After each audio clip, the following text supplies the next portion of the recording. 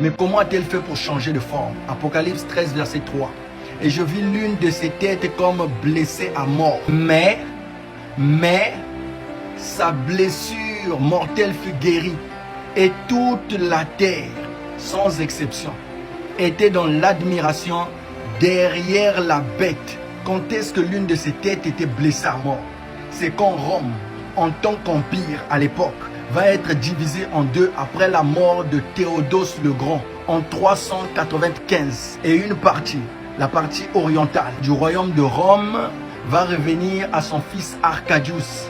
Et la partie occidentale va revenir à son fils Honorius. Et à partir de là, c'est le déclin de Rome qui va commencer peu à perdre sa puissance sur la terre entière, sa puissance militaire, sa puissance économique, sa puissance régionale. Quand la Rome occidentale va être attaquée par l'invasion des Germains et détruite le 4 septembre 476 après Jésus-Christ. Et la Rome orientale, dirigée par Arcadius, va encore subsister jusqu'à 1453 après Jésus-Christ. Ensuite, elle va être détruite par la prise de Constantinople par les Ottomans. L'Empire ottoman, Rome va disparaître et d'autres puissances vont naître comme la France, l'Angleterre, l'Allemagne, etc.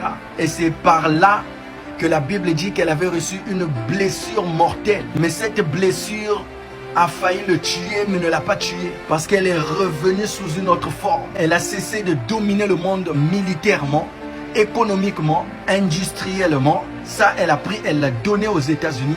Et elle domine le monde spirituellement. Remarquez que dans tous les pays du monde, il y a cette religion-là, sans exception. Et tous les présidents du monde, s'ils ne sont pas de cette religion, c'est qu'ils sont musulmans. Mais en étant musulmans, ils sont toujours contrôlés par eux parce que les musulmans sont entrés dans l'écuménisme. Donc cette blessure ne l'a pas tué.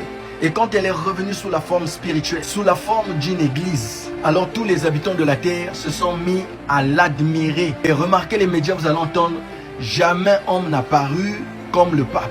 Donc la Rome du temps de Jésus et de l'histoire existe toujours, mais sous une forme d'église, sous une forme spirituelle. Et elle dirige toujours le monde. Dieu n'a pas oublié sa véritable identité.